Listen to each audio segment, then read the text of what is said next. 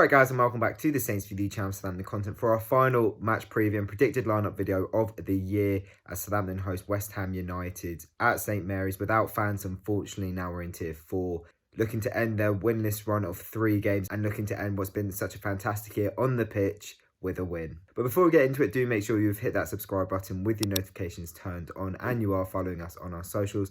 As always, this video is kindly sponsored by the guys over at Pitch Sport, so make sure you're downloading that app if you haven't yet already. Links in the description. Right, let's get into it. Now, first things first, let's talk about Saints, of course. Apologies for no Fulham content because it came around with Christmas. It just wasn't possible. But in the end, it was a bit of a disappointing afternoon. You know, in my opinion, 2 points dropped. I know we weren't at our best.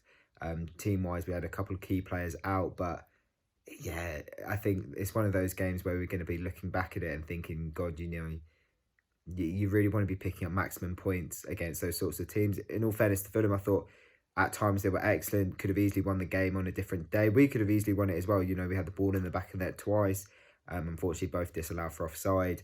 So a fair result, but from our perspective, what we want to achieve this season, it's the sort of game we want to be winning. And I think with the team selection, it was a bit of a frustration, you know, to have three or four key players out. It's a difficult one. You know, you want to see a bit of rotation, of course, when you've got this busy Christmas period, but you also want to see your best players stay in there. And so now we've got a bit of a dilemma, not even just for this game against West Ham, but going into the next couple of games in the new year in January, because we've got a bit of a tough run. Having a look at it, I think we've got Liverpool, Leeds, Leicester all to come in the next couple of weeks. So we're gonna need these players back as soon as possible. But it's a game on Tuesday or tomorrow that it's a really mixed one. I can't really predict it. I haven't thought about it much. But if you look back at our previous results against West Ham, it's not pretty reading at all. We've lost our last 5 in the league against them, 6 of the last 7. So it's not promising in that aspect. But I think with what we've done this season, that form kind of is thrown out the window. We've lost those games to West Ham when, you know, we've been struggling pretty much the whole time. And I'll never forget that 3-0 defeat at their place under Pellegrino. Mark Hughes, it was his first game in the league, wasn't it? And, you know, we've had a couple of bad spells there at the London Stadium, and they've come down to St Mary's last couple of times and beaten us quite convincingly as well, despite the scoreline. So, you know, it's one way I can't really call it. As I mentioned there, key players missing. We are going to be able to have Oriol Romeu back in the side, which is obviously a big boost. I thought Ibrahima Diallo had a really good debut actually against Fulham. You know, he was one of the bright sparks in what was a pretty lacklustre and dim performance.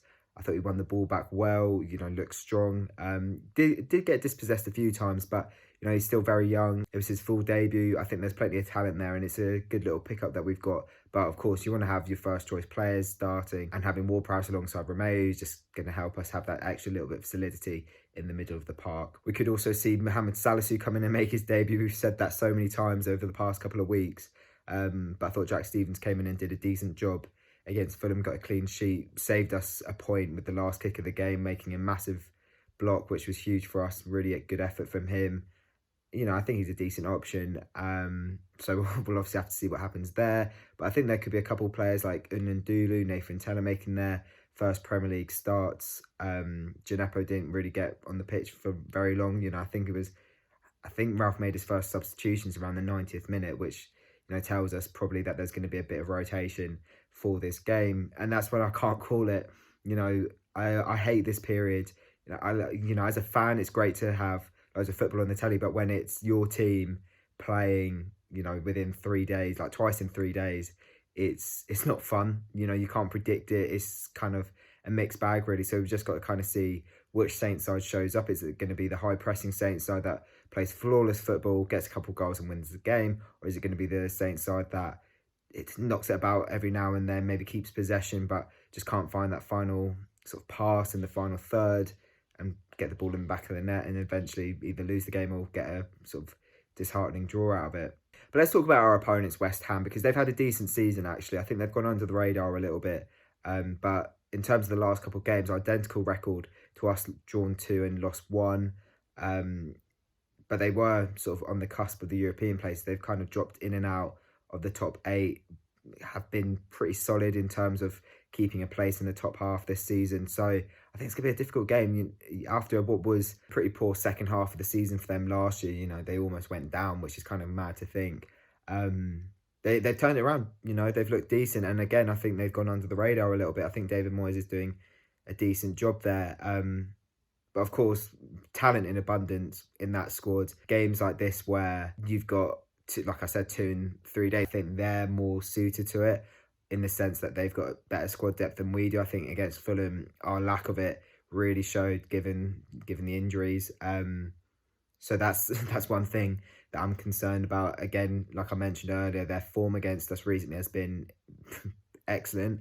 So that's a concern. But I don't know, I think it's definitely one of those games where we could show up and do a job on them and it's a very comfortable afternoon, or they could easily frustrate us. You know, I don't know how they're going to show up. I think if I pick up a couple of players of theirs, Jarrod Bowen, Sai Bairama, Sebastian Haller, Mikel Antonio, if fit, they're all players off the top of my head that could really do a job on us going forwards, and that we need to be wary of, because like I said, they've got some great players in there. It's kind of mad how they were almost getting relegated last year, because they've got some very, very good players. And if it's their day, we're going to have a really tough evening ahead. Now, they are one place below us in the table in 10th. We're 9th, but have 3 points advantage and a better goal difference. So they won't go above us. But if they do get a win at St Mary's tomorrow, it's going to be a really good result for them in terms of if they can build on that with a few more good results, they'll climb up the table with ease, because it's so tight.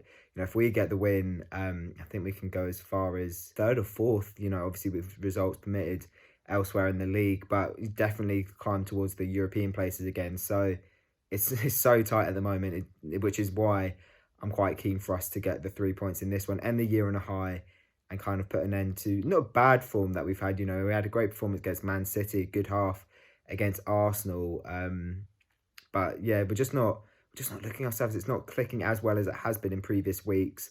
So we need to sort that out, in my opinion. And I think with a win against West Ham, that's the best way to do it. But onto the predicted lineup part of the video now. This could be interesting. I've got no clue in some aspects. You know, Ralph might have different plans up his sleeve. But for me, I think it's going to be Alex McCarthy in goal. No reason to rotate there.